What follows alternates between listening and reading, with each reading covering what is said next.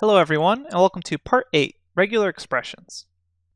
Regular expressions allow us to search for patterns in Python strings, and they can seem incredibly intimidating at first due to their strange syntax. We're going to be walking through the basics of regular expressions, and we will use them in Django when we talk about URLs. Alright, let's get started. Okay, let's begin with the very basics of regular expressions, and we can start by importing the RE module for regular expressions. And one of the most common use cases for the regular expression module is to find patterns in text. So I'm going to create a list called patterns, and we'll say term 1 and term 2. So these are the patterns I'm going to be looking for. And then I'm going to have some text to actually parse. So we'll say this is a string with term 1, but not the other. So note, it has term 1 inside of it, but it doesn't have the actual other term. And then what I'm going to do is say for pattern in patterns, I'm going to say print I'm searching for, and then I'm going to say pattern. So if we save and run this right now, it shouldn't be anything of much consequence, but let's make sure everything's working. So Python notes.py, hit enter, it says I'm searching for term 1, I'm searching for term 2. So let's show you how you can use the regular expressions module to actually make that search. So I'm first going to check if there's a match. So I call re dot and then the search function for that. And it takes two main parameters, the pattern and the string. So it scans through the string to find the pattern. So the first thing I'm going to do is say search, pass in the pattern I'm looking for, and then pass in the text I want to search for. And this returns true if it finds a match. So if we find the match, we're going to say match. Else we'll say print no match. Save this, and now let's run the code. And here we can say when I search for term 1, I find the match because it's inside that text. I'm searching for term 2, there is no match, it's not inside that text. So re.search, very simple function. You pass in the pattern you're looking for in the text you want to search, and you get back a Boolean value indicating if it's inside that. Now, often you don't want the actual Boolean value, you want the actual location. And if we take a closer look at this re.search, we'll notice that it doesn't actually return a straight Boolean value. It's actually not true or false. It returns a special match type. It returns a match object. And let me show that to you by getting rid of this. And let's take this all out of that if loop. And instead of saying re.search, I'm going to say match is equal to this. And let's get rid of that colon here. And then I'm going to say print the type of that match object. Save this, run our code again, and whoops, let's actually say term 1. Let's just do one of them here. So I don't need this patterns anymore. Save this, now let's run it. And look what we get here. Before we were treating it as just a straight Boolean value, but it's actually this special regular expressions match object. So what does that actually mean? Well, this match object returned by the search method is more than just that Boolean or none. It contains information about the match. So this object already contains information about where the match starts and where the match ends. And I can grab it just by saying this, match.start, close parentheses. And if I run this, I actually get back an integer. Whoops, that should have been outside of this type. Save this, and now run it again. Now I can see it starts at index position 22 within this string. And to prove that to you, let's make this text just say term 1. So I would expect the match to begin straight at index 0. So if I run this code again, I get back the number 0 here, which makes sense because my match starts at 0. And regular expressions also have the ability to split a string on a particular pattern. So if I say something like, let's say split term, so split term is equal to, we'll call it the @ symbol. Maybe we want to split something. I can say that my phrase, well, I'll just say email, is equal to user@gmail.com. And then instead of re.search, I can say re split, and then grab the split term, and then pass in the email address. And let's just print that out and see what we get. Save that, we can comment that out, and then run our code. And note here, I get a split on that @ symbol, user and Gmail. And we've seen this before. This is actually built in already to strings, so you could just say split as a method off of this on the @ symbol. But it comes from the regular expression library. So just keep that in mind. It's already built into strings. Okay, so we learned how to find the match, and we learned how to do a split. Now, a lot of times there are more complicated patterns that you're going to be looking for. Or maybe you want to find all the instances of a pattern. And you can use re.findAll to find all the instances of a pattern in a string. Let me show you what I mean by that. I'm going to clear all of this and clear this as well. And I will say re.findAll. And note that Adam's actually helping us here. Again, it just takes a pattern in a string and returns a list of all non-overlapping matches in the string. So I say something like match, and then let's say test phrase match in middle. And I actually print the results of this out so I can see it when I run my code. I will save this, run python notes.py, and here I can see I get a list of match. And if I add match one more time in there, run this again, I can see I get a list of 2 matches. So I could also just check the length of find all. Okay, so we learned about the very basics of regular expression library calls, that split, that search call, the match object. But what we're really going to be spending the bulk of this lecture when using regular expressions is what is known as the meta character syntax. And if you've programmed with Perl before, this sort of syntax is going to be familiar with you. But probably for the most of you, it's going to seem really strange at first. But don't worry, the idea here is not to memorize everything we show, but just to be able to use it as a reference. Come back to this lecture or look up regular expression plus Python on Google and be able to answer your own questions. But let's start off by actually just showing an example. And in order to show examples, multiple examples at once actually, we are going to create a helper function. And this helper function is going to be called multi-re-find.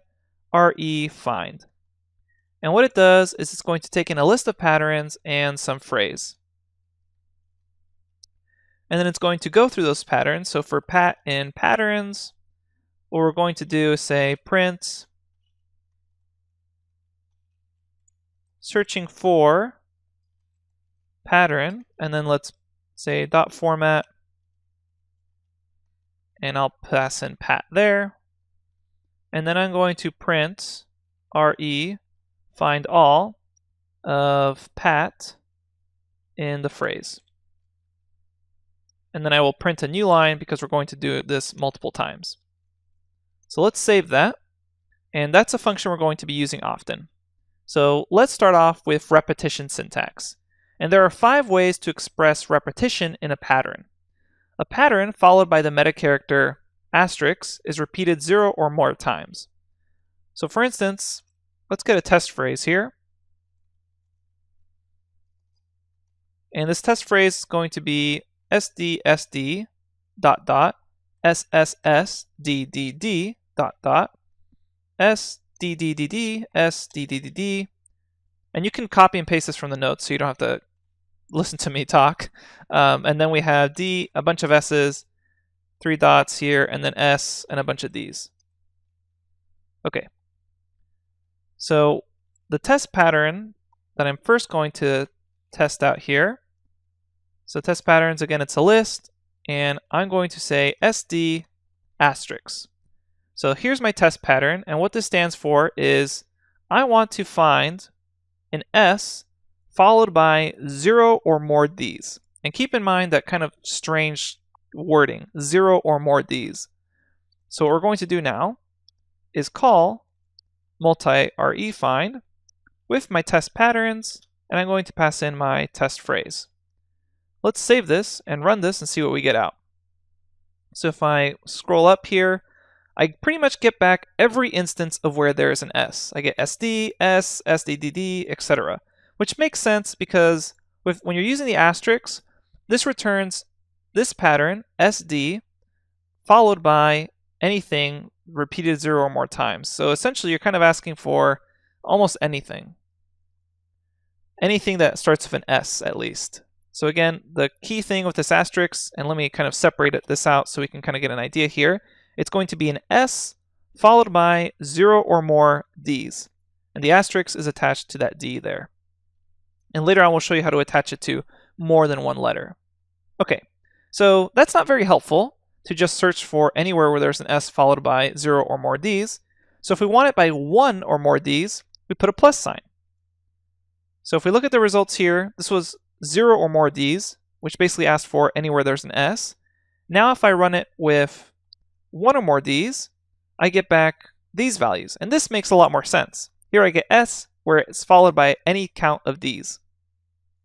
Now, if I want it to be just 0 or 1 time, I can input a question mark. So I'm going to input a question mark here, save this, run it again, and now I get back where it was either 0 or 1 time. Again, not very helpful, but it is available to you. That's the question mark syntax. You'll probably want to know, how do I define a specific count? So let's say I want to know, when is it followed by 3 Ds? Where you use these curly brackets, pass in the number you're interested in, and then run the code. And here I can see wherever it was followed by 3 Ds, which happen to be 3 instances here. The first one here, second one here, third one here, and then fourth one over here. If you want to specify 2 numbers, maybe you're looking for 2 or 3 Ds, you can just pass in 2, 3 in this, run the code again, and we see here 2 or 3 Ds. In this case, there's no case, so let's try to make this 1. Run this again, and now I see 1 or 3 Ds. Great. Okay, so far we've shown those special characters, what the asterisk stands for, the plus sign, the question mark, and then curly brackets. Again, an asterisk followed by 0 or more, a plus sign followed by 1 or more, the question mark followed by either 0 or 1, and then the curly brackets where you can define the actual number or pass in a list of numbers. So far, if I show you what we've done, like SD+, that looks for S followed by 1 or more Ds. Let's say I wanted to find S followed by several letters, or several singular letters. So I want to know where S is followed by either S or D. So again, not together, but separate here. So let me know, is basically what I'm asking here, where S is followed by 1 or more S's or 1 or more D's. So if I save this and run this, we're going to get back a lot of results. So here are all the cases where the letter S is followed by either 1 or more S's or 1 or more D's. And this makes sense as far as our result because it basically shows you any statement that started with an S. So this statement started with an S here, started with an S here, started with an S here. Note that we don't start with an S until we get to the second letter, so that gets SDS, here, SSSS, and then SDDD. Okay, kind of weird and confusing, I know, but again, we're looking more towards being able to reference this instead of memorizing it. Now I want to talk a little bit about exclusion, and we can use the caret symbol for exclusion. And let me show you how we can do that. So let's find a test phrase that isn't so strange, and do something like, this is a string, exclamation mark, but it has punctuation, period, how can we remove it? Question mark. All right, so often you're going to get a string and you want to strip it of all punctuation. And the way we can do that with regular expressions is by using the caret symbol, which I type like this, that caret symbol, Shift+6, to exclude terms. And for example, what we do is we end up passing it inside of square brackets. So square brackets, caret symbol, and then you pass in any symbols that you're looking for. So for instance, we'll look for an exclamation mark, a period, a question mark, and then we say plus because we're looking for 1 or more instances of that, and that's the test pattern. Okay, so now if we run this, I say python notes.py, look at the result I get back. I essentially get back a list, so it's searching for the pattern here, but because it has this caret symbol, it's going to remove anywhere. You can essentially think of it as almost like a multiple split call. So here it's saying find all, but that special character, the caret, lets it know that I want to essentially remove all this. And then later, if I have this list, I could just join it all back together or do whatever I wanted with those strings inside there. Okay, now let's discuss a few more examples that we probably won't run into during the course, but may be useful to actually see. One of those is a sequence of lowercase characters. You can just say lowercase a dash lowercase z, and this will return sequences of lowercase characters. So if I run this, now I see the sequences of all the lowercase characters. So this, you see the capital T has been removed. If I want sequences of uppercase characters, I just capitalize A through Z here. Run this, and then I get the capital letters. And there's a lot more you can do with this. Sequences of lower and uppercase letters, one uppercase letter followed by lowercase letters, etc. You can check out the notes for all those patterns. But we won't be using these too often. And then finally, you can use escape codes. There's special escape codes to find specific types of patterns in your data, such as digits, non-digits, whitespace, and more. And those are indicated using a backslash. So, like I mentioned, the escapes are indicated by prefixing the character with a backslash. Unfortunately, a backslash must itself be escaped in a normal Python string. So the way we do that is by making it into a literal value with the letter R. And this is where it kind of looks really weird because it almost looks like it should give an error. But we type an R outside of the string there, then a backslash, and then the special code for the escape. So for instance, D, and then we can say plus here. And this is the kind of regular expression that you look at it and it almost looks like a different language. You think it's an error, it's not going to be Python, but this will actually work. And this will return back a sequence of digits. So let me change the string to something more appropriate with, this is a string with numbers, put in some numbers there, and a symbol. And for the symbol, we can put something like hashtag. We will save that. And then if I run this code, I get back the numbers. So lowercase d is essentially a special character code saying search for those numbers or digits. If I want non-digits, that's a capital D. Run this, and I get back all the non-digits. If I want sequence of whitespace, that's a lowercase s. Again, all of these with the escape backslash and the R. And then I get a list of all the whitespace. Not super useful, unless I want to count how much whitespace there is. Capital S for the non-whitespace, so we can get the idea that capital kind of goes with non. So this is all the non-whitespace. If I want all the alphanumeric characters, those are letters and numbers, I can do a lowercase w, and that gives me back all the alphanumeric. If I want the non-alphanumeric, that's going to be something like the hashtag, I can do a capital W.